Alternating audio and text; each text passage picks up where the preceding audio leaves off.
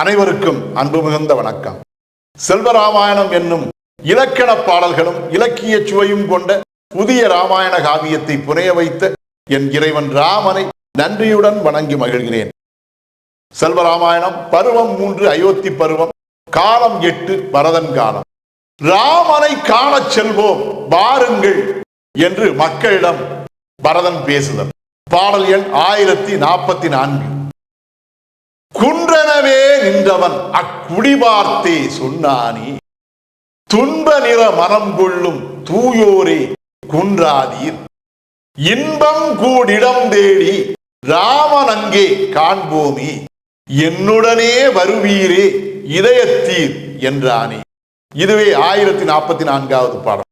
இந்த பாடலுக்கான விளக்கத்தை காண்போம். குன்றனவே நின்றவன் அக்குடி பார்த்தே சொன்னானே என்ற முதல் வரிக்கான விளக்கம். அந்த கோசல நாட்டு மக்கள் முன்னிலையிலே குணத்தின் குன்றமாக, பண்பின் குன்றமாக ஓங்கி உயர்ந்து நின்ற அந்த பரதன் அந்த குடிமக்களை பார்த்து பேசினான். துன்ப நிற மனம் கொள்ளும் தூயோரே குன்றாதீர். உள்ளத்திலே அளவிட முடியாத துன்பத்தை கொண்டு அந்த துன்பத்தின் நிறத்தையே உள்ளத்திலும் தாங்கி பெரும் துன்பம் முற்று போயிருக்கக்கூடிய தூய்மை மிகுந்த உள்ளம் கொண்ட கோசல நாட்டின் குடிமக்களே, நீங்கள் உள்ளம் குன்றி போய்விட வேண்டாம், வருத்தப்பட வேண்டாம், கவலை கொள்ள வேண்டாம். இன்பம் கூடிடம் தேடி ராமன் அங்கே காண்போமே. நாம் அனைவரும் தண்டகவனம் செல்வோம். அங்கே எந்த இடத்திலே இன்பங்கள் அனைத்தும் ஒன்று கூடி நிற்கிறதோ அந்த இடத்திலே ராமன் இருப்பான் என்பதால் அங்கே சென்று நாம் நம்முடைய ராமனை காண்போம். என்னுடனே வருவீரே இதயத்தீர் என்றானே.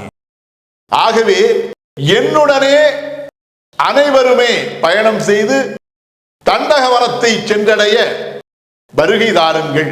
நல்ல இதயம் கொண்ட மக்களே, நாம் தண்டகவனத்துக்கு செல்வோம் வாருங்கள் என்று அவர்களை அழைத்தார். இதுவே 1044வது பாடலுக்கான விளக்கம். செல்வராமாயணத்தின் 1045வது பாடல் மற்றும் அதன் விளக்கம் ஆகியவற்றை அடுத்த பகுதியில் காண்போம்.